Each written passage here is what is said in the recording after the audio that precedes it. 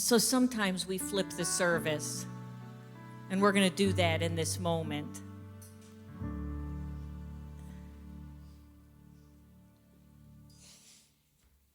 Because we have the treat today of Joni is not only leading worship, but she is going to share this morning on worship as well.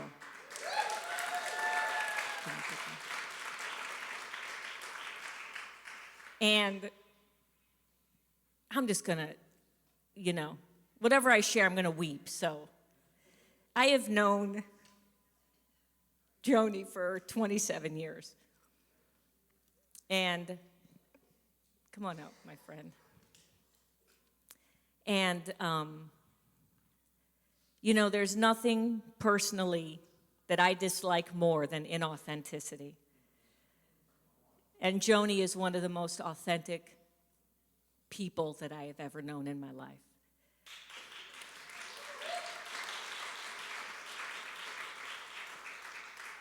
And in those 27 years, I have watched her go through so many ups and downs. I've watched her walk on mountaintops, and I've watched her walk through the pit. Worst thing in her life. And she never let go of worship. And when we were doing this and going to enter into this series, I said to her, it would be remiss of us if we did not have you get up and share as director of worship and the arts, but also as somebody who authentically lives worship behind the scenes. And by authentically, I mean what she does behind the scenes is as important as what she does here on Sunday mornings. And how she lives her life behind the scenes in authenticity. And by authenticity, what I mean is when life is hard, she lives into that, admits that, curses about it. One time, we scream about it, and then she worships with everything she's got.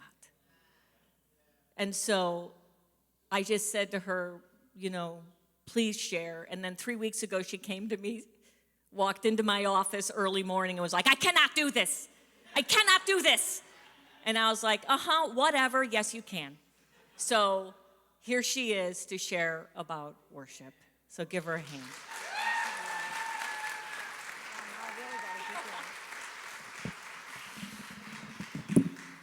Okay. All right. Different spot. I'm way more comfortable up there. So we'll just go with this today. First of all, thank you for worshiping with us today and what was brought into the room. And it was, here we go. It was just beautiful to be with you all in worship today. So thank you for that. And I want to kind of say something right from the start. I don't want you to think I'm here to convince you to worship a different way or you're doing it wrong and I'm going to set you straight, and I have none of that today. Trust me. My legs are about to give out, sweating from worship, which is a good thing. We love it when we sweat in worship. That's a good thing. So I just want to share kind of my journey and how, I got here to this place of worship, and maybe some of that kind of enlightens your journey or helps you along the way. There is no wrong journey because it's not even about all the things we think we're doing. It's about God and how he meets us and when he meets us in certain situations. So we'll just start from way back. And that's, I was raised Baptist and brought into the Baptist church. My folks got saved at Word of Life camp up in the Adirondacks and came home, threw all their booze down the drain. I don't know why. It was a Baptist thing. And told the whole family that they were going to the dark place, and that didn't go over well. And so I was brought into the Baptist church. I loved my little Baptist church in Long Island, New York. I loved the people. Everybody there was called aunt and uncle, and there was a family kind of atmosphere and just a beauty about it. And you knew everybody, and as a kid, you could just go up to anyone. And so the song leader, this was my first introduction to worship, was Uncle Ernie. That's what we called him, Uncle Ernie. And so Uncle Ernie was it was like a carnival when Uncle Ernie was leading the songs. They didn't call it worship. The whole service was a worship service, but they never called it like worship. And he got up and he would do things like split the congregation into parts. So like say this half and this half, or men and women. And we did songs like this.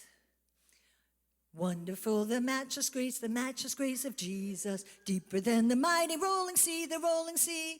Wonderful, higher than a mountain, all sufficient grace for even me, for even me, for even broader than the scope of my transgression. Sing it! Greater far than all my sin and shame, my sin and shame. And we love to sing about sin and shame in the Baptist church. Woo! Every Sunday. Oh, magnify the precious name of Jesus, praise his name. And that was Uncle Ernie. Yeah. So I thought every church was like that, and I thought every song leader was like Uncle Ernie, but we moved when I was 11, and then they were just hymns. And there was kind of, we opened the hymn, and there was nothing there. And my soul was kind of inspired. I think I have a little bit of Uncle Ernie in me, just a little. And I know he's in heaven leading all the choirs and sing-alongs up there because he was amazing. And as a kid, he made an impact on me. And I went all the way through high school with really no worship experience at all. And I think of our kids here and just the wealth of what is offered. They might not like it all the time, and that's okay. Nobody ever does. But just the opportunity to worship God, it comes in so many different varieties. And so I went to college, and first week of college, I saw a sign for contemporary Christian singing group.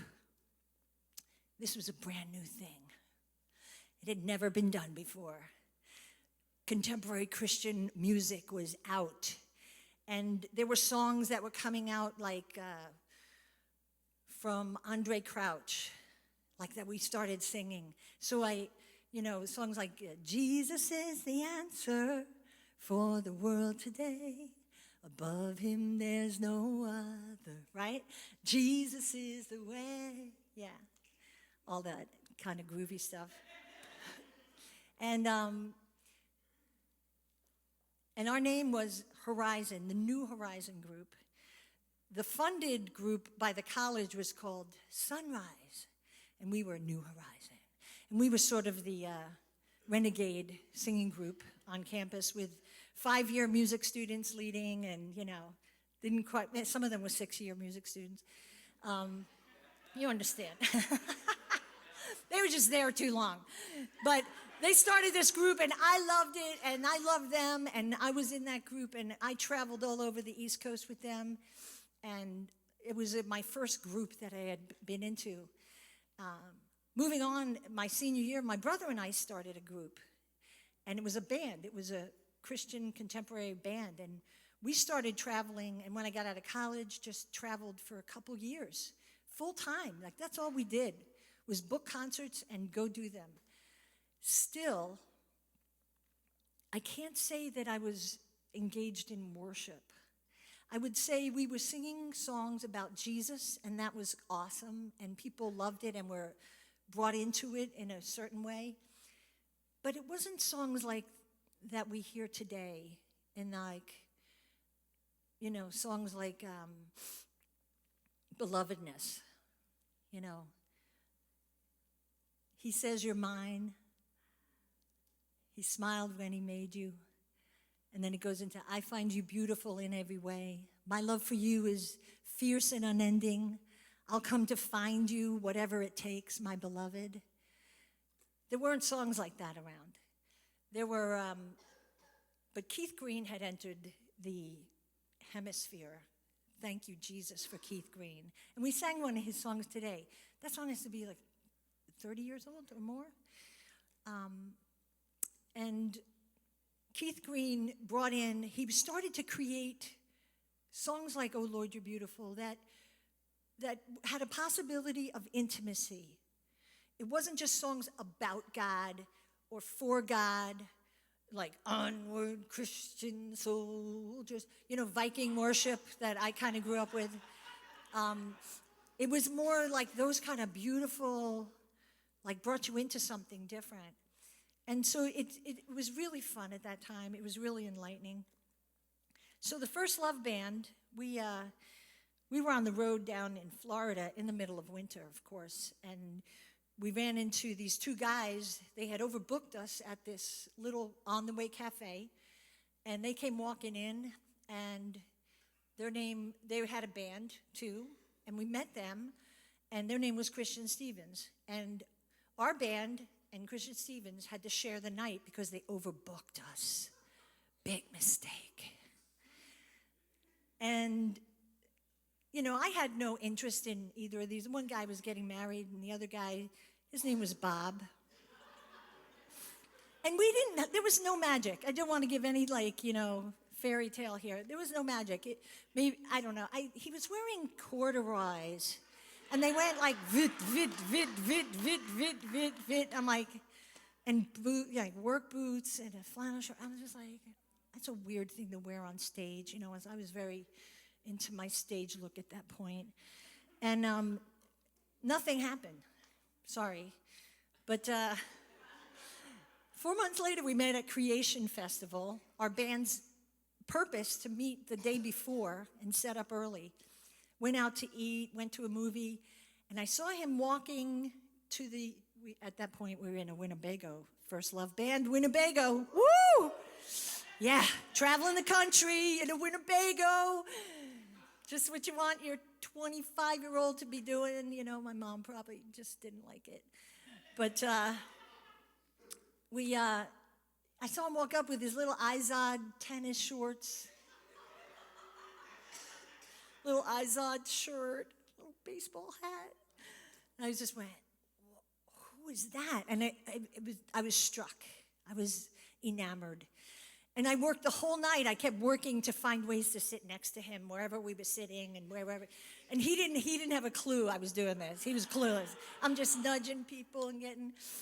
So that was Bob Miller. Maybe some of you know him as Pastor Bob. And we got married 9 months later. So something happened there. I know, right? 9 months. Hey, you know what you know. So once we were married, his partner took off, and me and Bob decided we were going to take over the ministry of Christian Stevens, and we did that. And we were traveling on a trip.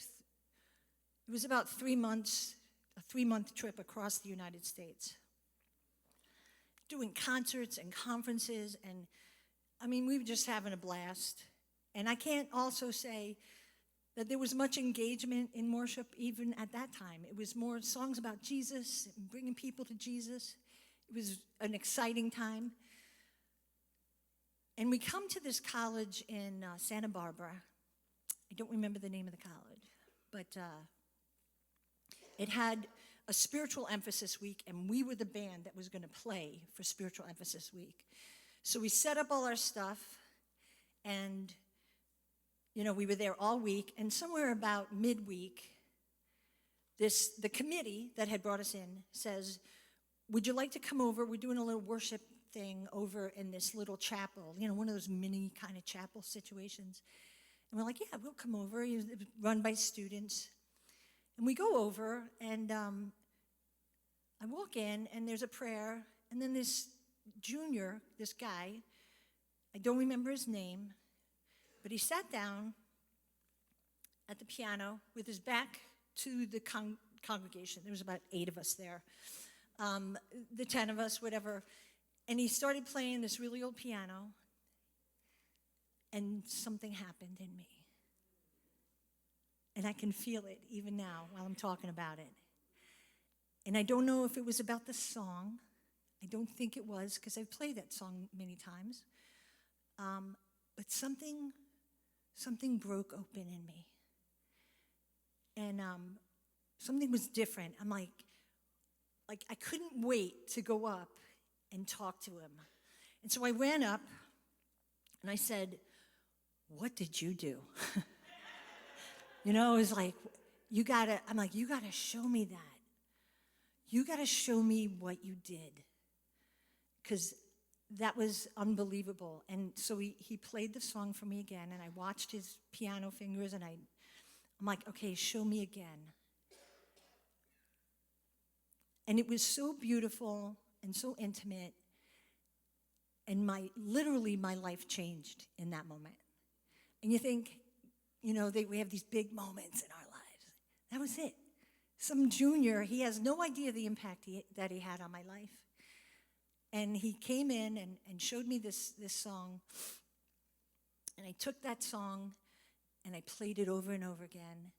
And then I incorporated that feeling, that stripped down, just vulnerable, like, here I am, God, whatever you need feeling. Like, I want to be in worship like that. I can't go back anymore.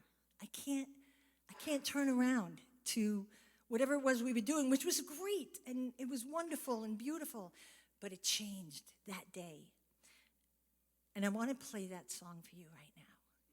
And it's very simple. I'm going to go over here. Can you mute that?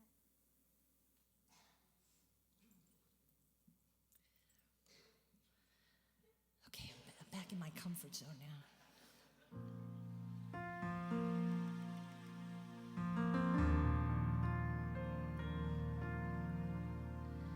The steadfast love of the Lord never ceases.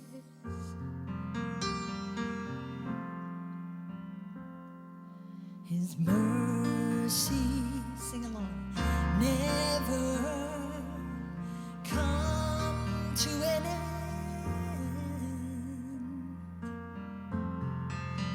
They are new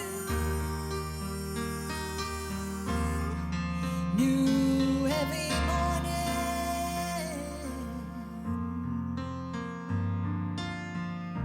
Great is thy faithfulness, oh Jesus.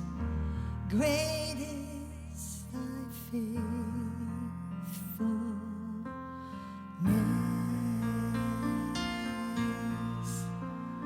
They are new every morning.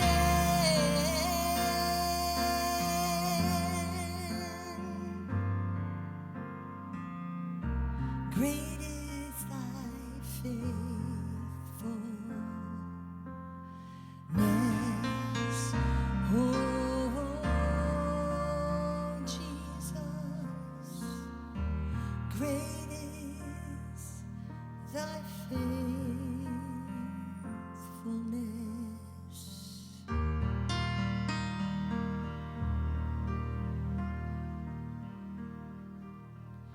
And right there, everything changed.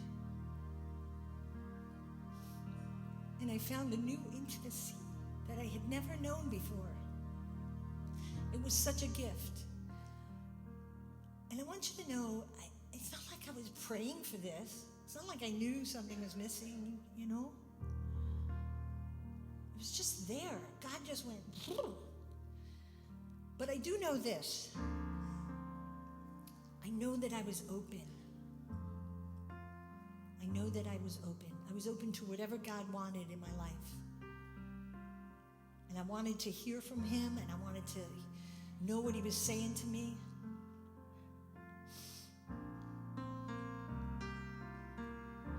We sing that song.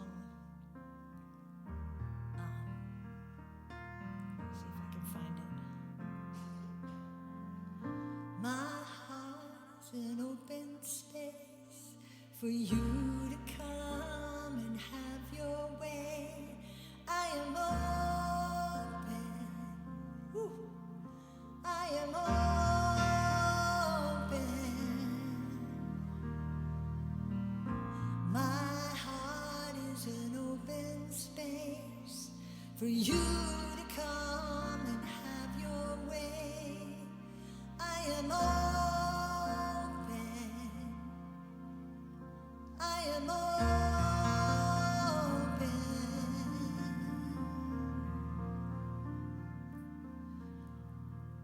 And there in that little chapel in Santa Barbara, California,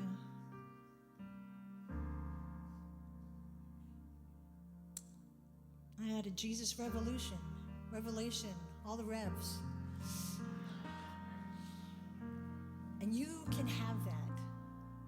And that's one of the biggest things I want to say today is there's nothing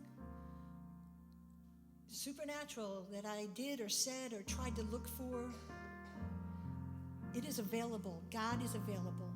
And he will meet you where you are. And right at that point, that's where I was. I was open and I was listening. Didn't even know what I was listening for. I didn't even know. But that intimacy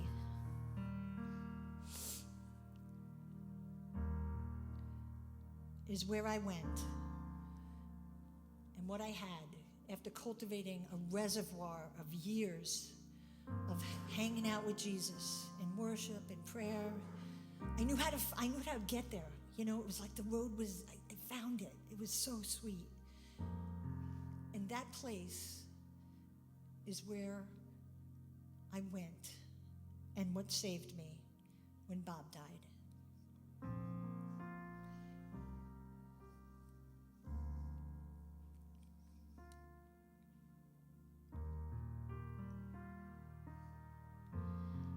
Because, you know, when you lose your best friend, and he's also your husband and your ministry partner for 30 years,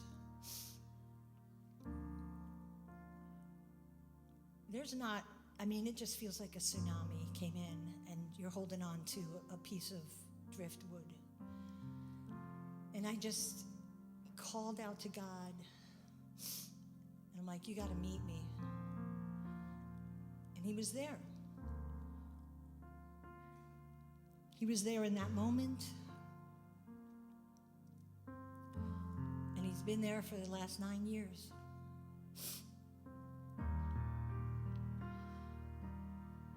And I'm so thankful to have that place to go.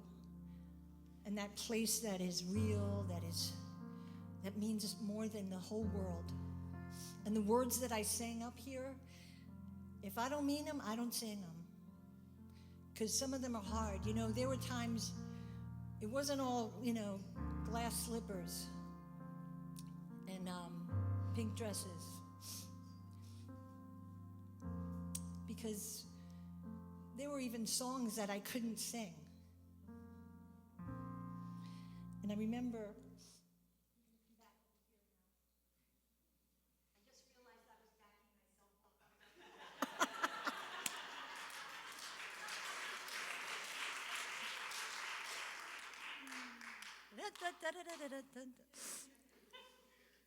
Yeah. There were songs that I could not sing after Bob passed. One phrase I recall just kind of stayed with me was like, you're never gonna let me down. I don't know what song that came from, but couldn't sing it. I would literally get mad when it was sung. Sorry, whoever sang it, but was it you? My friend. But I just, and that's okay. And so I put that out to you today to say, you don't have to get it all the time. Somebody's up here sharing. You don't have to be like, oh, I get everything. Yeah, bring it on. You don't have to like every song. It's more about just being available in worship, being available to what God wants to say to you. Like, what if you missed that piece, that one? I believe God can do it again if you missed it, so don't worry. But wouldn't you like to grab it if he had it for you? If there was a word, if there was something in a song, and you're sitting there going like, what time is this service open? When is it over? When can I leave? And and that's okay, we all do that. I just know in my anger and frustration and my devastation, all I had left was one small seed.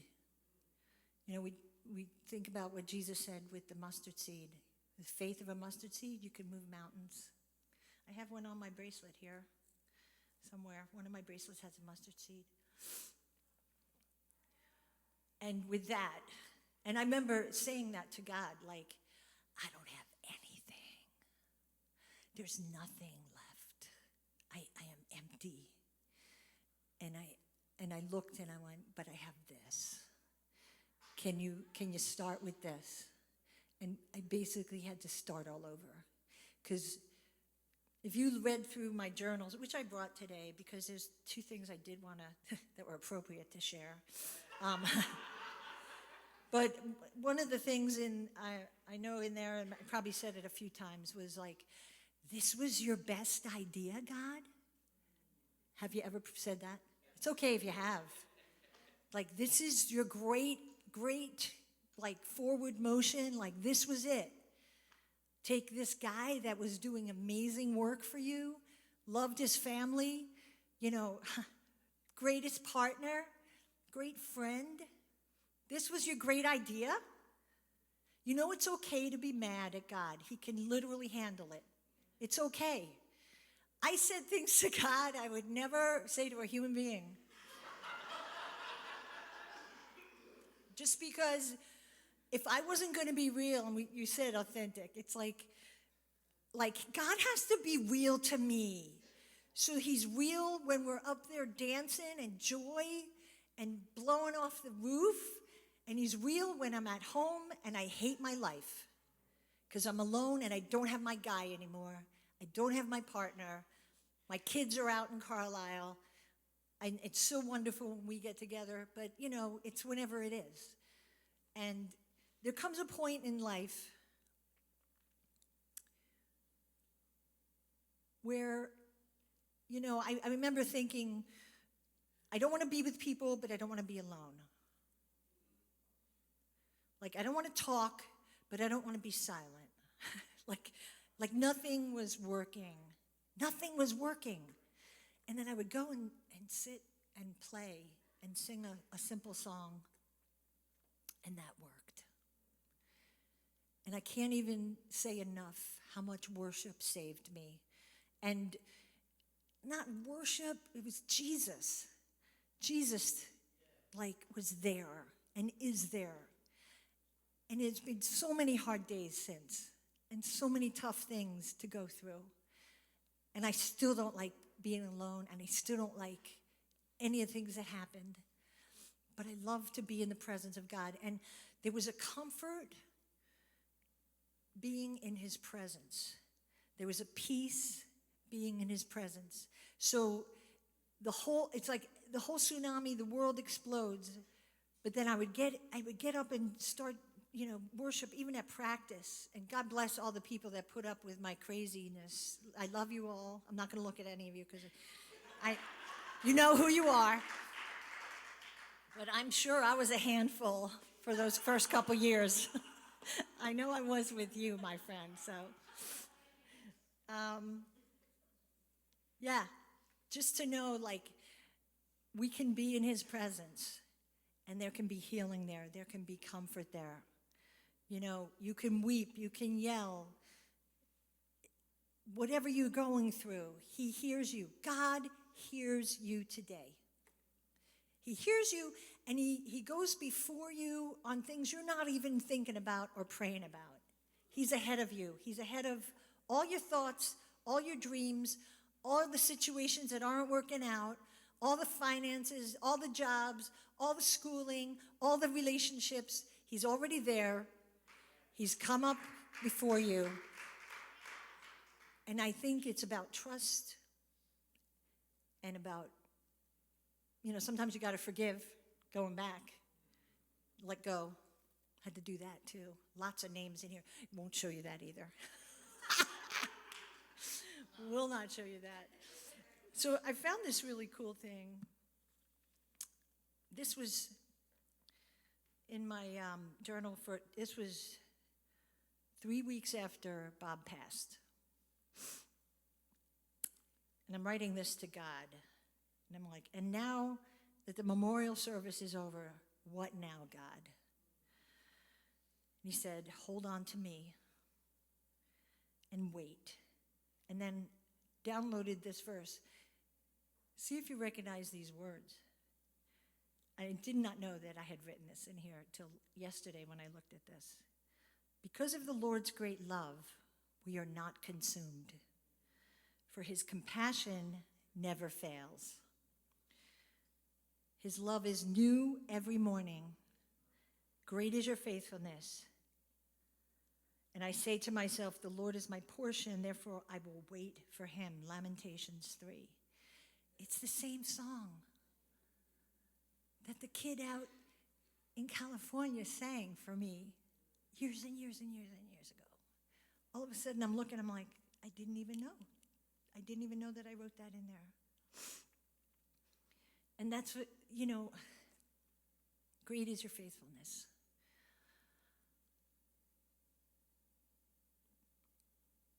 There's not much more to say with that. And then later on, a few years later, this is my second journal. By the way, journaling, wow. Get it all out, man. Just pour it in there so it has a place to go.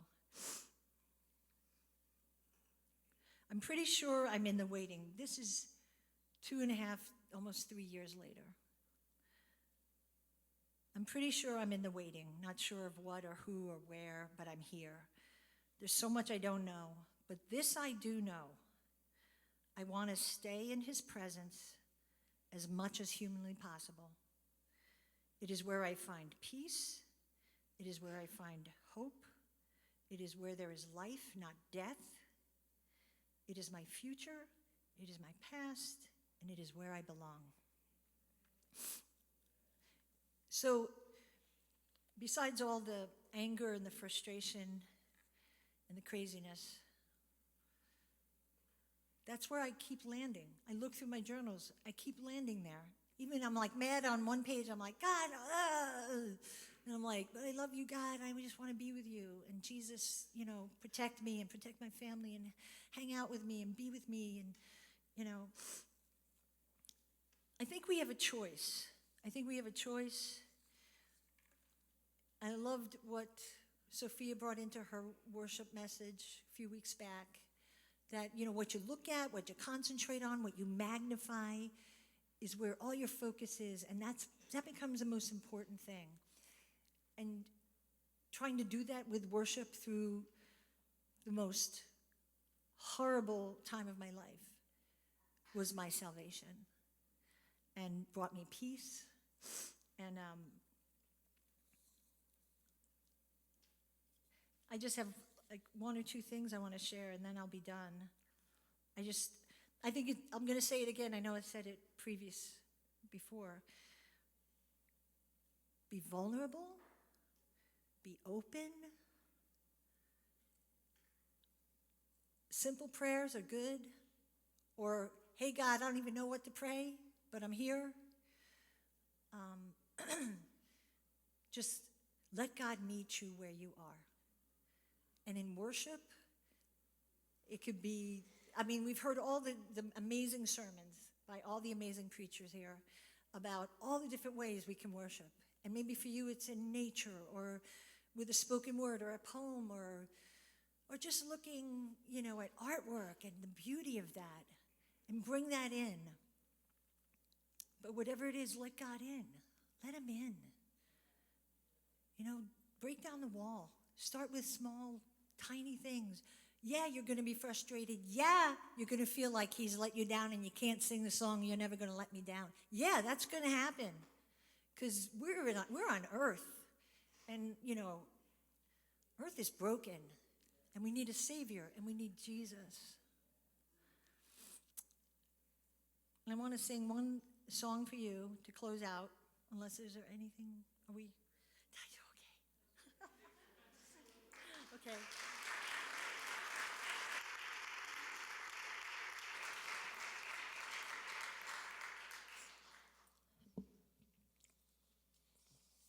This is a song that I usually can't make through without crying, so I tried to get through it today.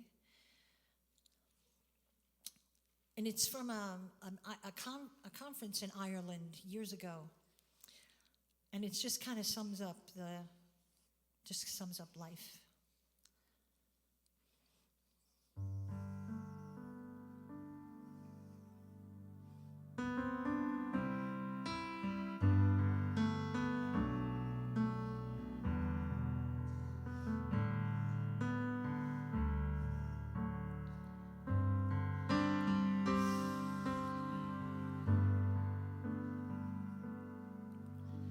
When it's all been said and done,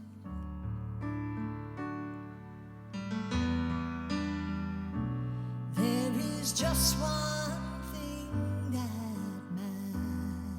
matters. Did I do my best to live for truth? Did I live my life for you? When it's all been said and done,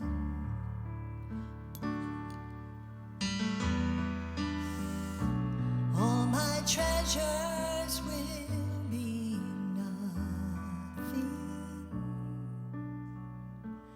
Only what I've done for love's reward will stand the test of time.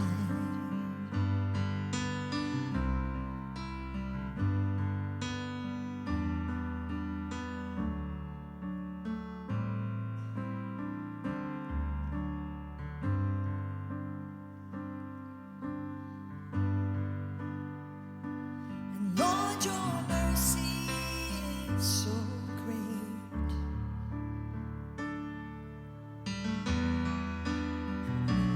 That you look upon our weakness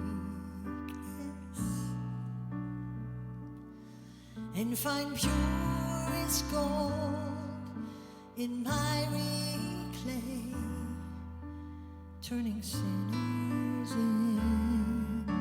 into saints. And I will always sing your praise.